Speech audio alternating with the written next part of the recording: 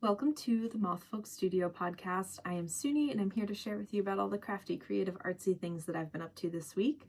And today I'm delighted that we are joined by a snoozing Lucy and Q back here in his little chair. There we go. Little face. So it is a cozy day here in the studio. It's still that tail end of summer where it's still a little bit like warm and humid. We haven't hit those crisp mornings yet, but we are well on our way. Oh my goodness, she is dozing. Look at her little head go. I don't know if you can tell. Oh, Luce. She keeps snoozing like right off she keeps snoozing her head like right off her little pawsies. Too cute. I am really blessed to have these sweet kittens in my life. Okay, I could talk about them forever. Let's talk yarn stuff. So, yes, we are headed into a crisper portion of the year, which I am stoked for.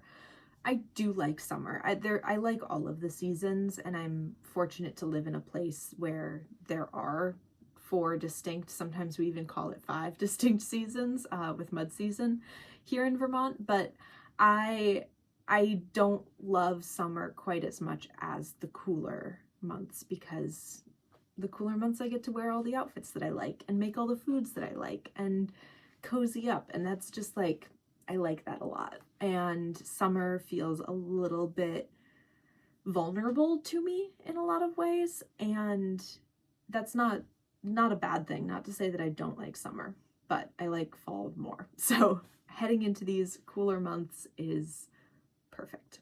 So as we get closer and closer to September, October time, I am like happier and happier. The only thing that's challenging for me about fall and winter here is the sunlight. When the sun goes away in like late October for a few months, basically, it feels like, I get a little bit of seasonal depression. But you know what's really cool is last year when I was feeling it really hard, I turned to knitting podcasts. That's where I found knitting podcasts, and I really was able to find some like sense of community and connection, and that really pulled me out of quite a few glum feelings. So I appreciate this community immensely. Thank you for being here. I am so excited to be able to put out these videos and share, and then also I love watching others knitting podcasts and art podcasts and videos and everything, and just the loose like sense of connection that we all have through this is really cool. It's like the best of the internet. So as we're heading into these cooler, darker months, I'm just really happy to be here and know that this community, this like YouTube knitting podcasting world, is such a sense of support for me, and I hope that it can be for you as well. Whether you're going through the seasons with me, or just feeling like you want to have some company, or maybe you just want to see some cool knitting projects, like, it's great. So thanks for being here, and I will get on with things. Okay. All right, heading into fall is the big theme here, right? And I'm excited for it in part because of all of my fall knitting plans. I talked a little bit about this in my last episode, but I would say you're not gonna see more of my summer knits until next spring. That's the outline tee and my Darjeeling top, both of which I've gotten a good amount of progress on so that they'll be comfortable to like pick up again and get through. But I really don't expect that I'm going to work on them again until I get that spring knitting itch again. And honestly, I'm really happy that I have a project already underway. Well, 2 projects, because I didn't love my summer knitting experience. I think that it was a lot of rougher fibers at a smaller gauge, knitting back and forth. It just wasn't satisfying to me. And looking back, I think I could have just cranked through a bunch of pairs of socks instead of garments, and they still would have been like satisfying, good for summer projects. But that aside, it feels really good that I let myself be inspired and a little bit influenced by podcasting and like other cool projects that I was seeing, because I've never done summer knits before. It hasn't been something that was on my radar, and I didn't even really think about it existing until I started seeing them on other knitting podcasts or Instagrams, that kind of thing. And so when that like possibility opened up, I got really excited. I started ordering yarn and finding patterns, and that inspiration phase felt really good, especially early spring, where I'm just like, oh, what the possibilities. By the time I've gotten through like a good chunk of these projects, I've kind of lost steam on them. You've seen, especially the outline tee, like I went back and forth on that for a while. I don't know where I really stand with it, but at this moment, at this time, I am happy that I tried it. I'm really happy that I let myself be inspired, and I will come back to them. That's the whole thing here, is that I suspect those feelings of inspiration for spring knits will come back in the spring, and I'll pick them back up again and get them finished. I don't mind bringing whips into the new year, but I think I don't want to bring 2024 whips into 2026. And so that will be the same for 25 to 27, that kind of thing. So no more than like a 2-year project, unless I'm working on something that's like an heirloom piece that, you know, maybe I'm working on a crazy complicated color work Marie Wallen sweater at some point, and that's going to take me years probably, but I don't have any plans for that right now. And then at the end of the day, I'm just more excited for my fall knits right now. I've started a new project that I am obsessed with. I have some socks going that I'm also like pretty obsessed with, and plenty to keep me busy in time for the holidays. So let's get into whips, and there will be a little bit of acquisitions included in the whips. Okay, starting, well, I guess sort of a finished object. I don't really know how to organize the podcast, but this is my finished and lightly blocked eyelet sweater, or not sweater, sock that I've been working on. So this is knit with my Fiber Co. Cumbria fingering weight, and I'm forgetting the makeup right now, but this is yarn that I had in stash. I am so happy with how these are turning out. So I've finished the first one here, and then this is where I am at with the second one. I just barely finished the heel turn, and then I've begun the gusset.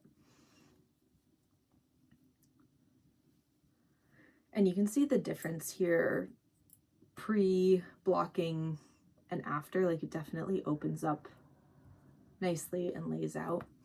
These are socks for my mother-in-law to be for Christmas, which I am really excited to give these to her. I think she'll really appreciate them. And she's also been seeing me knit them, and I've just been like, oh yeah, I'm just knitting socks for me. But I kind of have to do that for everybody all fall for holiday knits, because it's impossible for me to not knit in front of people. And I assume some people probably make an assumption. For example, I think my dad, whenever I'm knitting my dad's socks or things, like, he knows that it's for him, and he just is willing to like not pay attention. But it's also been many years since I have lived at home and really been knitting right in their face. So yeah, here's my sock. It's a 64 stitch cast on. It's pretty much a self-drafted pattern, working with these little eyelet motifs here, little lace stitching. I spoke last episode about maybe putting together a pattern for these, because I went on way too long about this, but I figured, of course, there's a pattern out there that's exactly like this, and I've just happened to make something similar, even though I'm not using the pattern, and I don't want to be like stealing a pattern even though I'm making it up, and like I just had some confliction there. But then I looked, and I really couldn't find a pattern exactly like this. So now I'm thinking like, oh, I should probably knit these socks. I do have notes in my Ravelry about how to do this particular eyelet pattern for a 64 stitch cast on. I am interested in doing a couple of small patterns, especially for socks. I don't think that I have it in me to grade sweaters and make a really solid pattern for that reason, but socks I think would be manageable. So who knows when this is going to happen. This could be like a January project, but I will probably try to draft up a simple pattern for these socks. And if you are interested, just keep following along and I will make it known if and when that happens. And until then, you can find my Ravelry notes. Feel free to use them. Yeah, socks. The next whip is another one that you've seen, and it's my Heirloom quilt cardigan. You'll have to forgive me. I don't know what's going on, but my voice is like real craggly today. It could be fall allergies or something. I'm not sure, but hopefully that doesn't get worse while we're recording. Yeah, so I've started my second sleeve. The sleeve is this color. This sleeve is teal with a little olive colored cuff, and then the next sleeve is going to be the olive color with the teal cuff as a little bit of opposites. One of the pattern recommendations is actually that you do 2 different colored sleeves, but the alternating cuffs is kind of a modification that I'm making. My sleeve is also a complete modification from how it's written in the pattern. I just added on my stitches. Ooh, those aren't looking so good. Right in there. I'm kind of new to grafting on, and maybe once I block out it'll be okay. I don't know. So anyway, I cast on or picked up all of these stitches around the edge, and then I started decreasing a little bit, and then I just knit and cuff with the smaller needle size. Here we have the second sleeve, barely started, but I still got it cast on or picked up, so it will happen. And then the last details are going to be the button band and some ribbing around the bottom. This project has been going on for about 2 years now, and I am ready to be done with it. I really want this done by the new year, and in fact I'd really like this done in time for Rhinebeck or Vermont Sheep and Wool. This is probably a good time to talk about Rhinebeck and Vermont Sheep and Wool and all the other yarn festivals. So pausing whips for a second. I am having a really hard time figuring out if I'm going to Rhinebeck or not. And I think the answer is yes. And now I'm just trying to figure out how. I live pretty close. I'm like 4.5 hours away. So to not go would be, it feels sinful. But it's also just far enough away that it makes it a challenge to like go down and back in a day. I'm in Vermont, and I would have to travel through just south, basically through Albany and then into Rhinebeck. Albany's like, I'm so much of a country mouse that the drive through Albany kind of intimidates me. I'm a fairly like competent driver, but I also just don't have a lot of experience on more congested or like more complicated interstates. So I could even just like bypass Albany on some like back roads, which is likely what I will do. But the other hurdle to figure out is like, where am I staying? Because I've left this all way too late, and there is nowhere left to stay in Rhinebeck for the Sheep and Wool weekend that isn't like a luxury hotel room, which I just can't afford. So my thought is that I'm going to drive from here, Vermont, to my grandparents' house, which is about 1/3 of the way there. It's like 2 hours down. And then stay there overnight, wake up really early, drive down to Rhinebeck, so another like 2 hours. I guess they're halfway. They're halfway between here and there.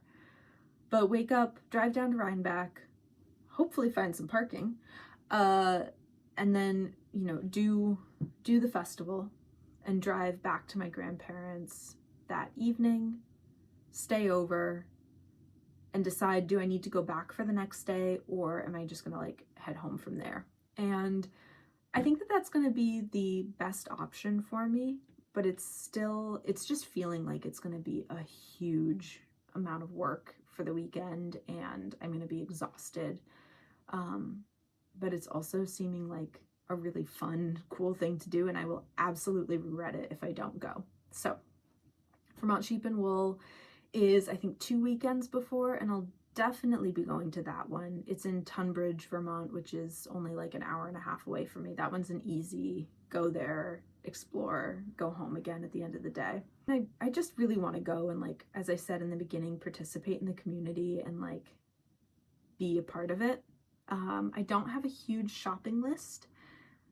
It's really just some, like, if I see spinning fibers that I really like, or if there's a quantity of yarn for maybe a sweater that I get excited about, but none of these things are in my mind right now. And I don't necessarily want to go and see something that I like and then just try to scramble to find a pattern that will work for the yarn. That's not going to work for me, and I will almost undoubtedly like mess up my quantities, or I'll end up with too little of yarn or whatever it is. And everybody talks about like a sweater's quantity of yarn. But that does vary from project to project, from body to body. And so making sure that I get the right amount would be something that I just want to figure out before I go, and not be like scrambling, scrolling Ravelry at a stand, like with yarn on the line and all that kind of thing. So, for both Vermont Sheep and Wool and Rhinebeck, not a huge shopping list. I think I'm set on sock yarn, but that doesn't mean that I wouldn't get some if I see sock yarn that I really, really love. Yeah.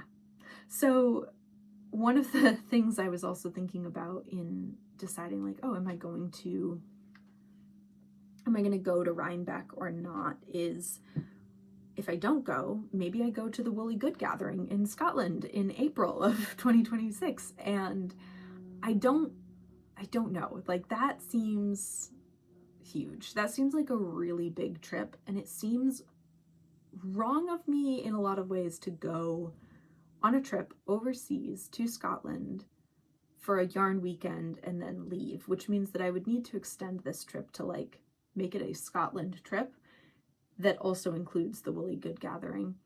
And I don't know if I have that in my like budget or timeline, because also I am getting married in May. So Woolly Good is like a month before our wedding. And the idea of just going on a vacation by myself to Scotland seems a little bit like impetuous right before this big event. And I don't know if that's going to happen or not. So I'm trying to figure out all of my travel plans. Oh, and then also at the end of October, so Vermont Sheep and Wool, first weekend of October, Rhinebeck is middle October, and then I'm going to Maine at the end of October to visit some family over in like the Bar Harbor area, which undoubtedly I will want to stop at some sort of yarn place along the way and make a fiber trip out of that. And then I'm also going to New York to visit a friend in early-ish November. So my like October, November travel plans are potentially quite full. This is more than I ever leave the house.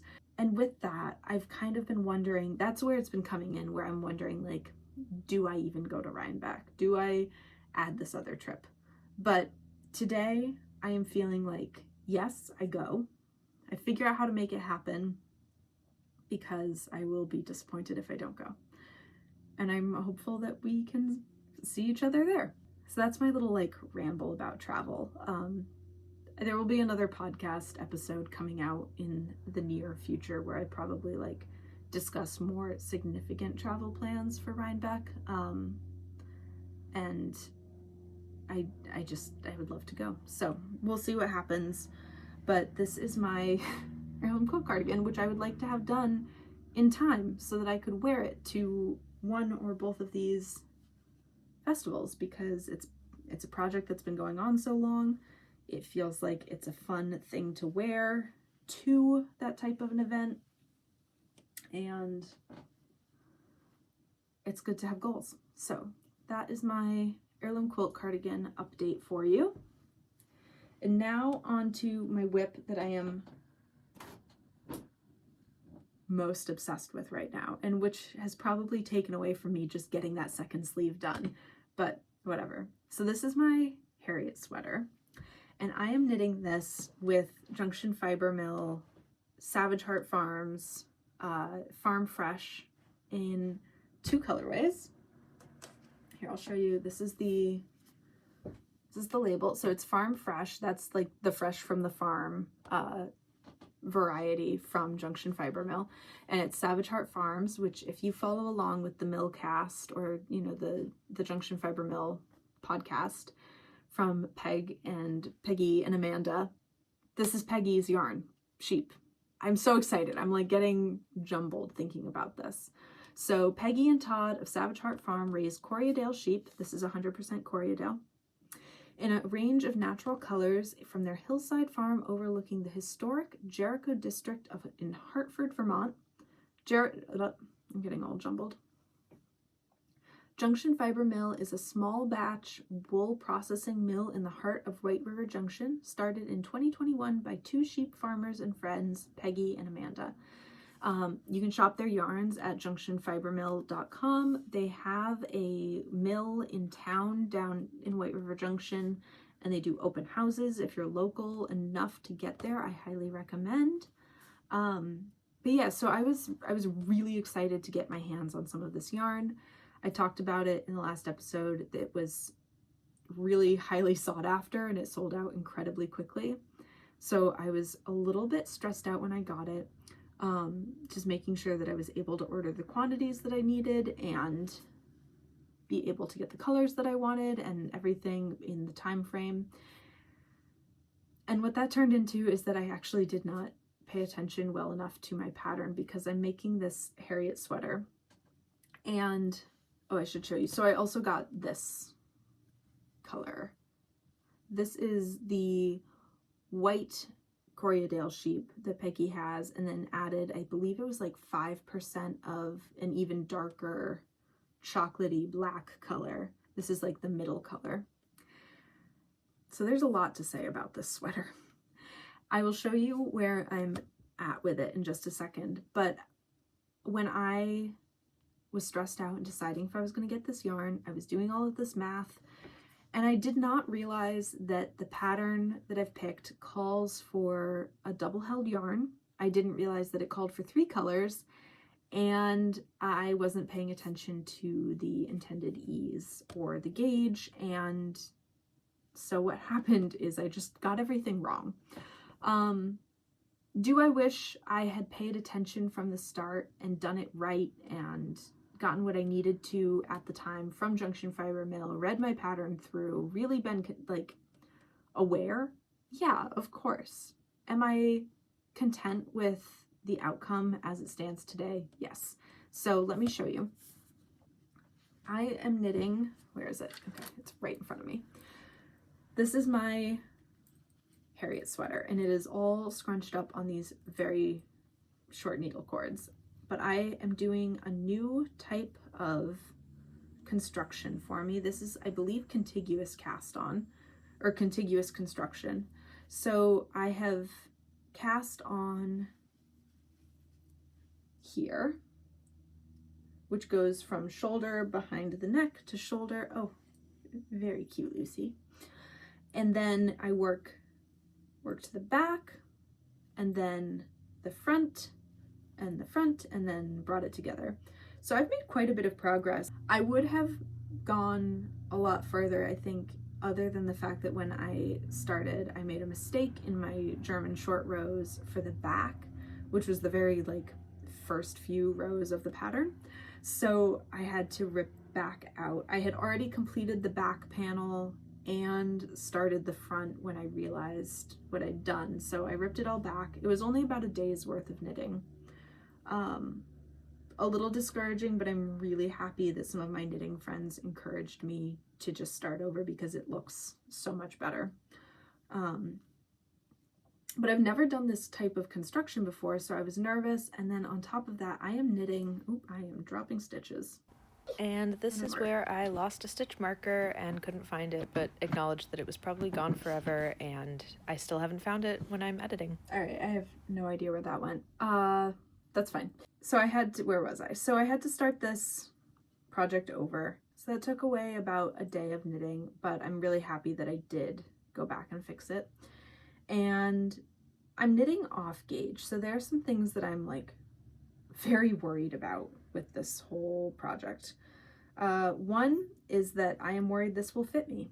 I think that in the sense of, does this go onto my body? We have no problem. Will it fit as intended, as loosely as, you know, this sample photo shows? No, I really don't think so. I think it's going to be way more fitted. Let's see, I have this all written down. I did so much math to figure this out. My gauge is 18 stitches over 4 inches or 10 centimeters. That's like 4.5 stitches an inch. And then the suggested gauge was 21 stitches over 4 inches or 10 centimeters. And that ends up being like 5.25 stitches an inch. So I'm only off by like 0.75 for a bigger gauge. I'm knitting at a bigger gauge than is intended. So that led me to do some math to figure out, like, at the widest bust circumference, it's, you know, how many stitches times my like average stitch per inch, what will it look like? And I figured out that I could knit on a US 5 to get about that 4.5 stitches an inch, and knit an extra small to get roughly like a 50-inch bust circumference of the finished object. I'm a 41-inch bust, so I'm thinking like this is going to be plenty of positive ease to at least feel comfortable.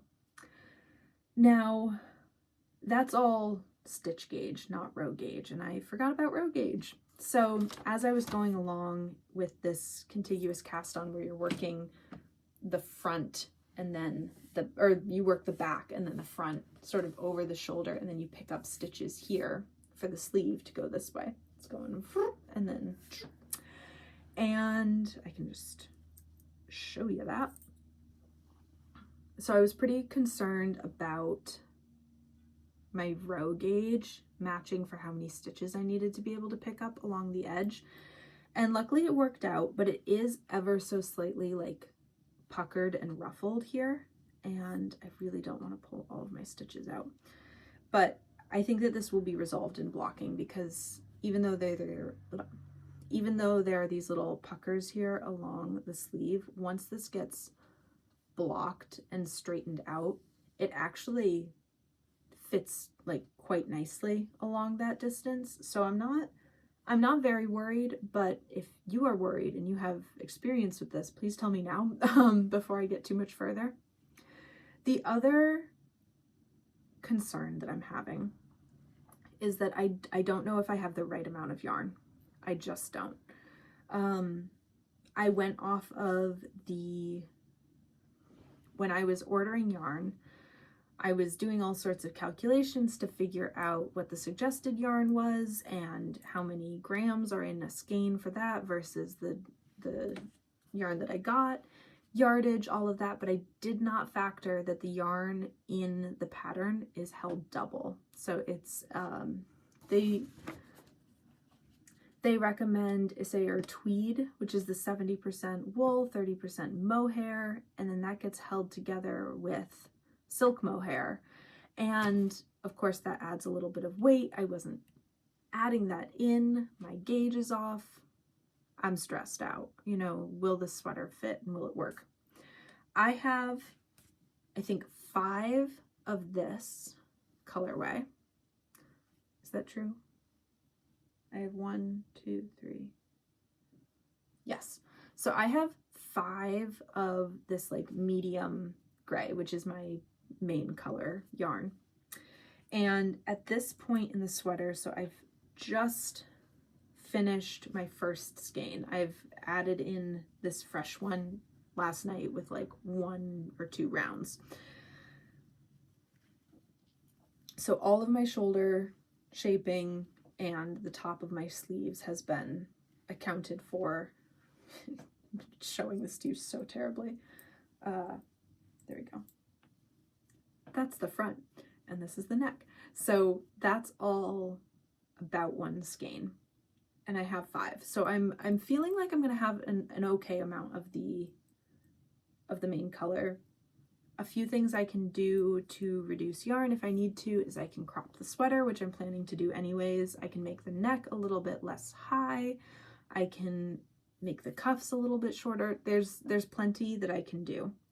The next thing that I didn't really realize is I don't know if I got enough of my main contrast color. So this is, again, the Savage Hart Farms. It's their lightest color that came out with this whole drop that they did, and I just don't know if I have enough to do all of the color work on the body and the sleeves. And I'm really concerned because I've been looking at this pattern and trying to think like, okay, well, if I just omitted like this one section of the pattern, you know, like one of the funky little color work motifs, that's no big deal if I just get rid of that. But I've been looking at this pattern and it is so well balanced because there's a lot of like square motifs or rectangles kind of looking stripes mixed with like a more fluid one. And if I get rid of one of the squares up top, it's going to look unbalanced for below and vice versa. So I feel like I have to knit the color work as charted. And I'm going to do it. And now I just have to be so mindful of my color work tension because unlike many, I tend to go quite loose on my color work tension. I'll show it to you. It's not even like that loose, but here I am like stretching out to how I want it, and this absolutely has a lot of play to it. Like I can really stretch my color work a lot. So not only do I need to tighten that up so it looks really good, but I also really need to tighten it up so that I have enough yarn to get through this project. I'm worried about that. And then the next thing that really got me is I didn't realize that there are actually 3 colors in this project. I thought it was just the 2, and that kind of makes sense from the picture, but I shouldn't just go off of pictures. That's silly of me. So it turns out that there is a very subtle detail of a 3rd color going on, and I only got 2 colors. Now, at the time that these yarns were released, there was a 3rd option. There was like a beautiful dark chocolatey colorway, and but like a black chocolate. It was gorgeous, and that was the youngest of Peggy's Corriedale gave that color. So this is the oldest, and then there was like a super dark younger the younger sheep in her flock, and then this was the white mixed with a little bit of that black from over here. Now, hindsight being what it is, yes, I absolutely wish I had gotten a ball of the darkest colorway to go with the sweater. That would have been ideal. All would have been well, but it didn't happen.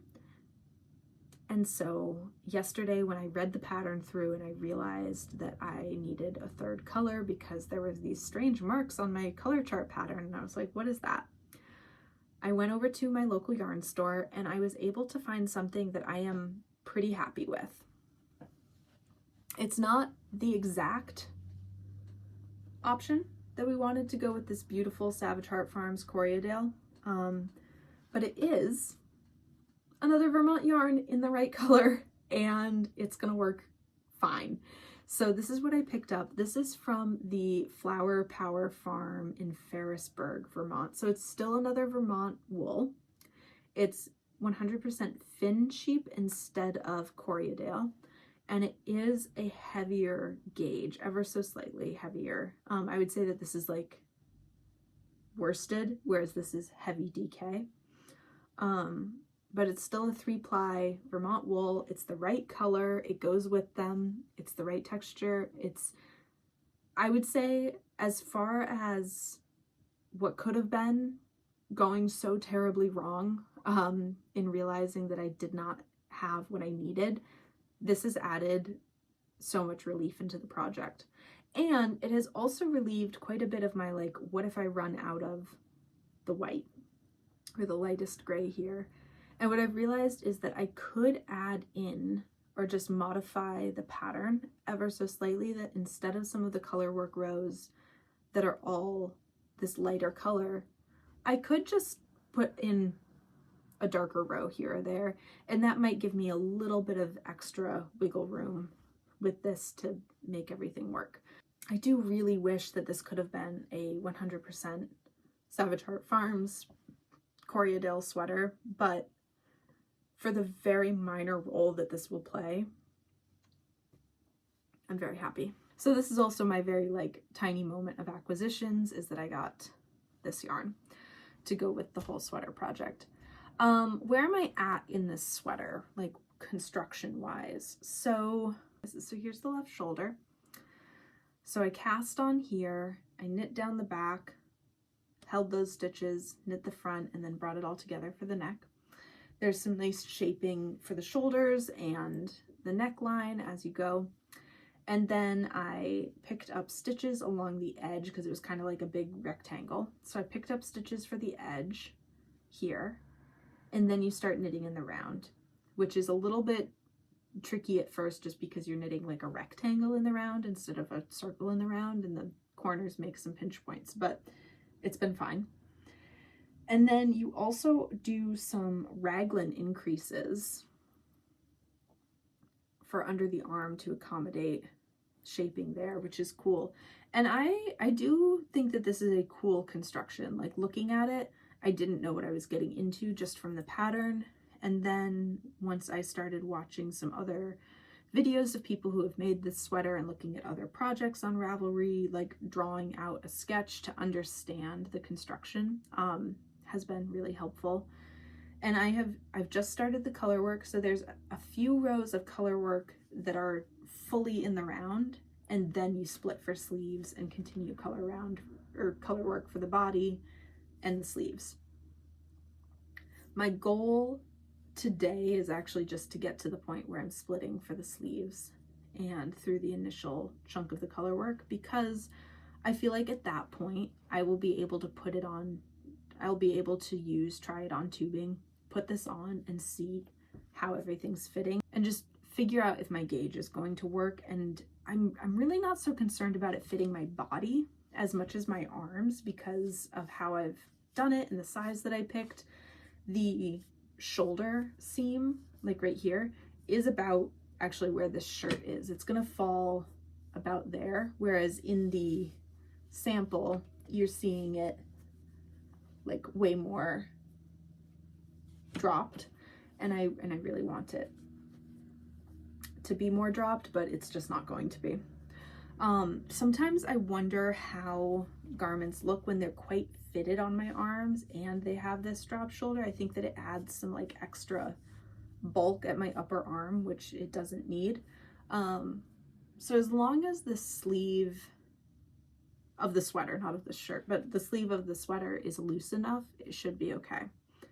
And if it's a little bit tight, I think I'm just going to live with it. If it's significantly tight, then I need to think about, do I start over and cast on a bigger size and worry about running out of yarn even more? Knitting an extra small is not something, actually knitting an extra small is not something that I ever thought that I would do. And in fact, I really wish I could have knit the small medium size, which is 2 up from here. I really think I might have run out of yarn if I knit that size, even with cropping and adding some like different adjustments to the neckline. So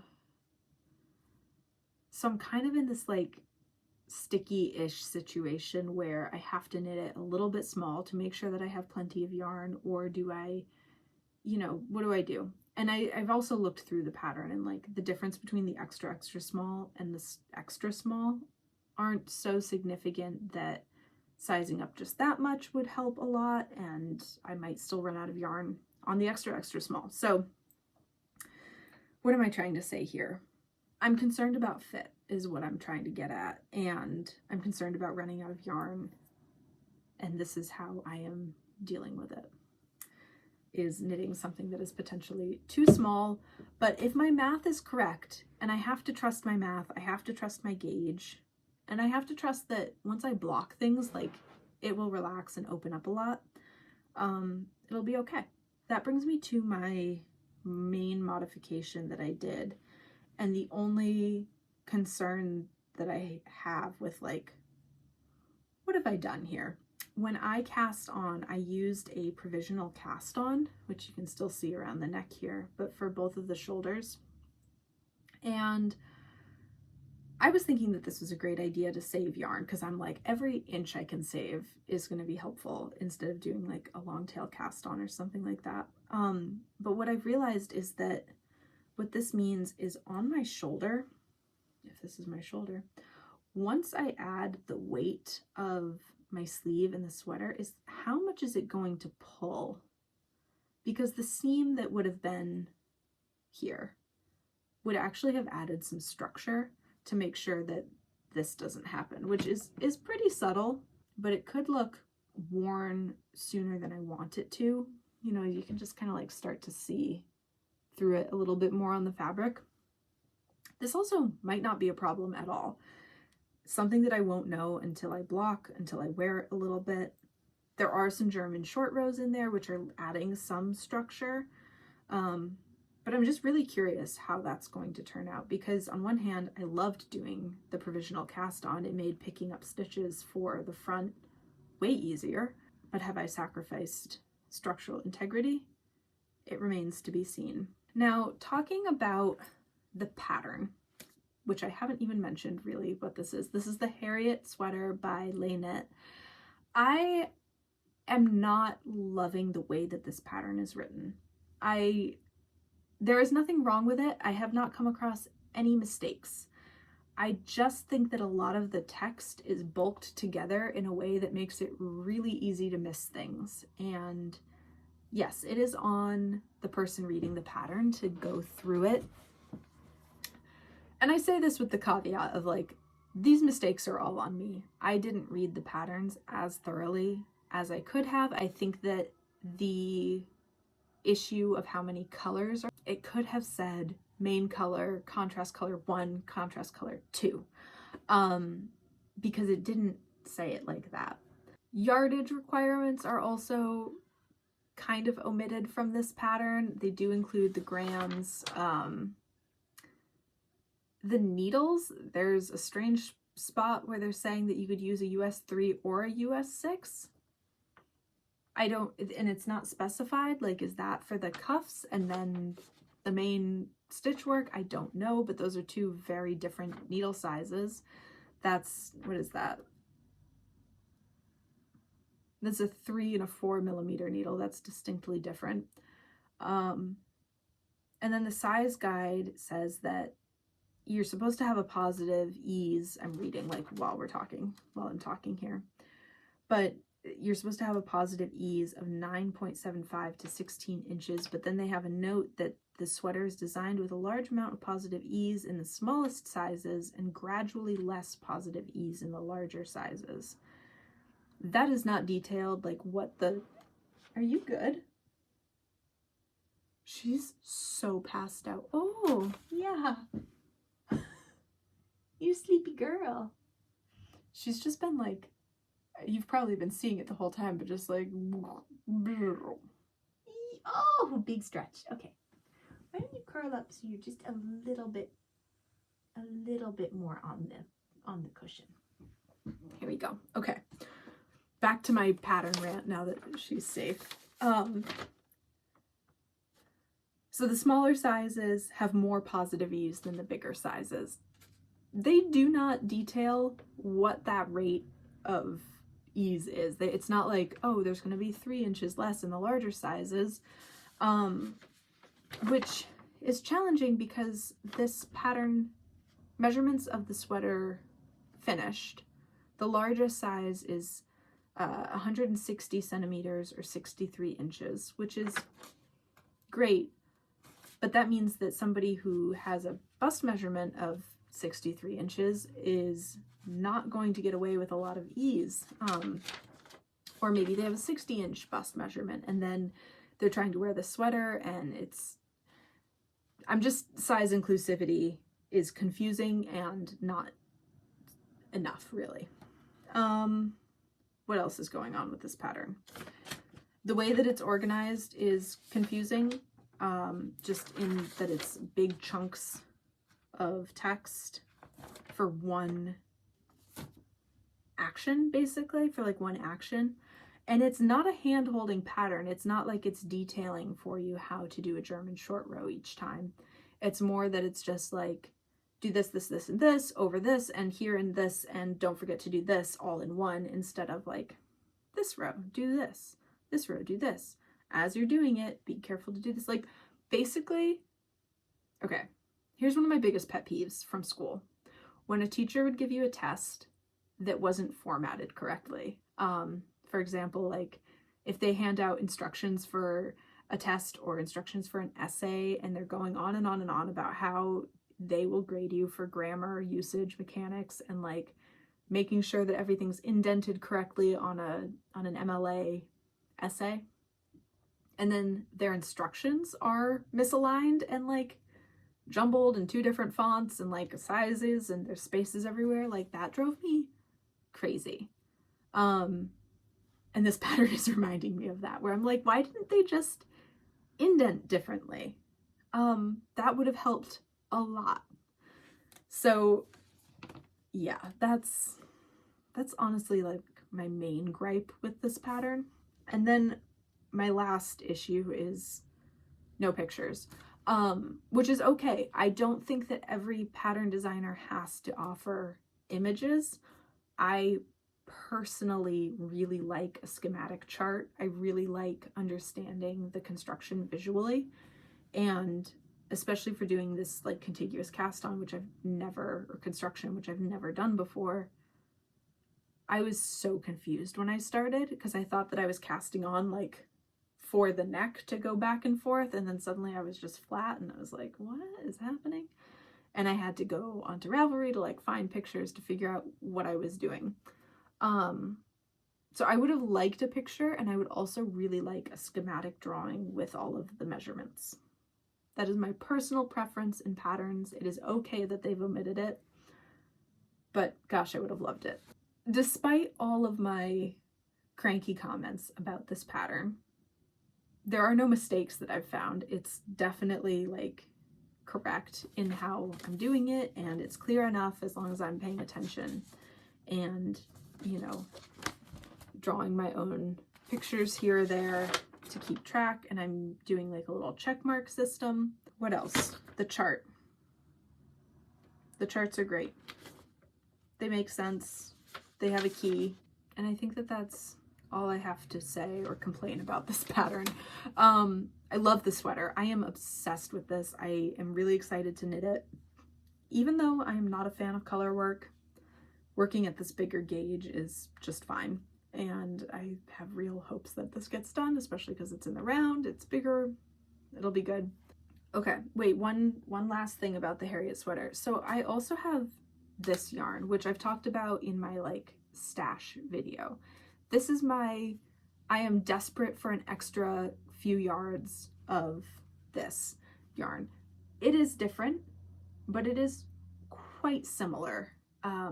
This is more of a brown leaning gray, whereas this is more of a like steely gray. And you can kind of see it in the camera. They're pretty different. But side by side, if I had to knit the bottom of the sweater cuff or hem in this instead of this to make sure I have enough yarn, I'm gonna do it and it's gonna be okay. It would be a bummer because this is not Vermont yarn. It's not, you know, in the theme that I really want this sweater to be. I feel like it would make it ever so slightly less special. But if it's a difference between wearing a sweater or not because it's cropped too much or not, like I'm definitely going to throw this in. So this is my little bit of insurance yarn that I have. It is dyed. It's 2-ply. It's a little bit heavier. It's just 100% wool. It's not even breed specific. But if it's an emergency, it's an emergency, and we're going to use what we have. So we do have this as an option. But yeah, that's pretty much all that I have for my Harriet sweater. I'm really excited about it. I cannot wait to wear this. My absolute goal is that it is done in time for Vermont Sheep and Wool, which gives me just over a month to get it complete. I don't think that this is going to be too much of an issue, especially because it's, as I've been saying, we're getting into these cooler months and mornings, and like my excitement to knit a bigger wool sweater is like peak right now. So it's going to be great. And I just have this dream of like going to Vermont Sheep and Wool, going up to the Junction fiber mill area, seeing Peggy and being like, this is what's become of your yarn and your sheep. And I know that that would be meaningful to her. In the mill cast, she was, just like emotional in that she was recognizing the life of her sheep and processing them from lambing to, well, I don't know if these sheep were lambs for her, but she does lambing. I don't know. I actually don't know the life of these exact sheep, but she raises them. And at least the processing from, being animals grazing to shearing to spinning and selling, these are all really significant stages to witness life. And one thing that I've been finding in this particular yarn is like little bits of VM or vegetable matter, like in particular, like spare little bits of hay. And I know that some people get bothered by this, but I think that it's a beautiful reminder that this came from a living, breathing, eating, processing, digesting animal, and that's so special to me. So I have a lot of respect for this yarn. I have a lot of respect for Peggy and like just shepherds in general and anyone who's processing their fibers. It's meaningful. I have a lot of reverence for it, and so being able to go and show what I've made to somebody who I think will really care about it would be really amazing. So that's my little like wish and goal for Vermont Sheep and Wool, and why I'm pushing to get this sweater done so quick. I want to chat acquisitions real quick. The first one is kind of a really silly thing. So I went to the local yarn store yesterday when I got this, and I wanted to get a connector because I'm knitting with my Knitter's Pride or Knit Pro interchangeables. I have a variety of different needles, in, some are in certain sizes, some are in others. And so my US 5s or 3.75 millimeters that I'm knitting this sweater on just happen to be my Knitter's Pride interchangeables, but I wanted to have a longer cord, which I don't have, so I went to the shop trying to see if I could get a longer cord. They didn't have them, but they had connectors, and I thought, oh great, I'll just grab those. They were like $3. So I got these connectors that look like that, and I didn't read because these are Tunisian crochet hook connectors, not cable connectors. See?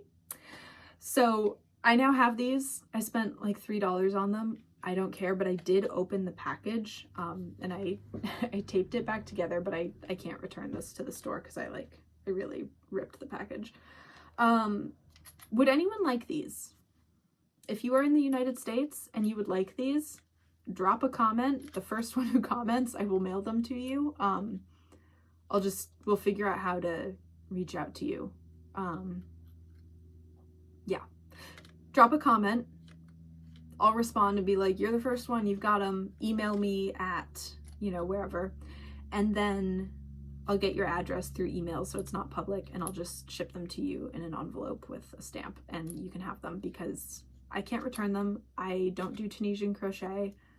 I don't need another little thing hanging around, and I want them to be used. So this is my really fun giveaway. Okay, that's my other little acquisition bit. And then I also have this to share.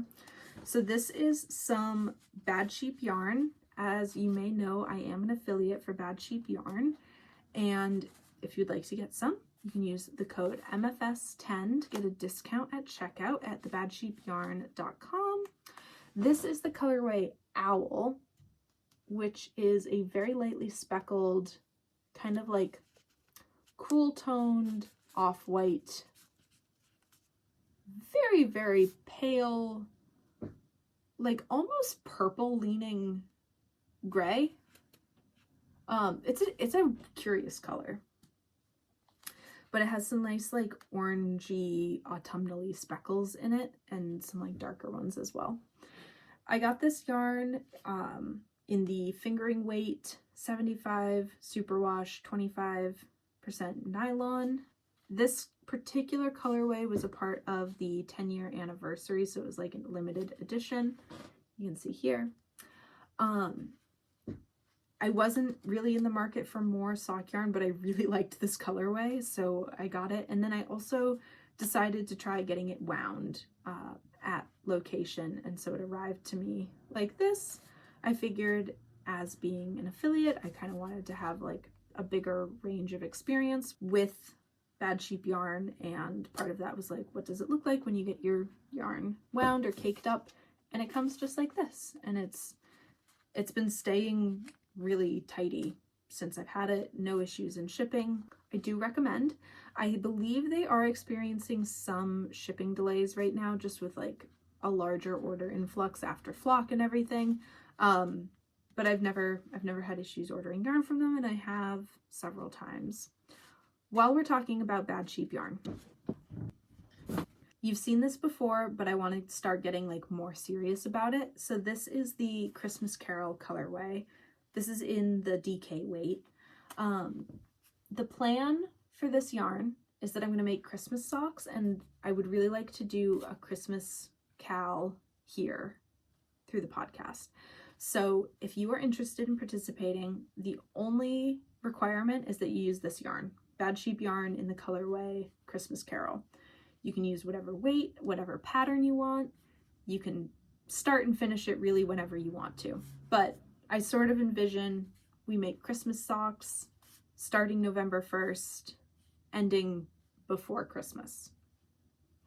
So if you are interested, I do recommend ordering sooner than later. It's going to be MFS 10 for your discount, Moth Folk Studio 10. And you'll get your discount. It'll get to you on time to start for November 1st. What do you think? Shall we participate? I went back and forth on like, do I design a pattern? Do I pick one particular sock pattern to do this cal? But I think that leaving it more open is fun and leaves some like space for creativity. Maybe somebody wants to make like a whole Christmas stocking. I just thought it would be cute to wear a specific pair of Christmas socks on Christmas.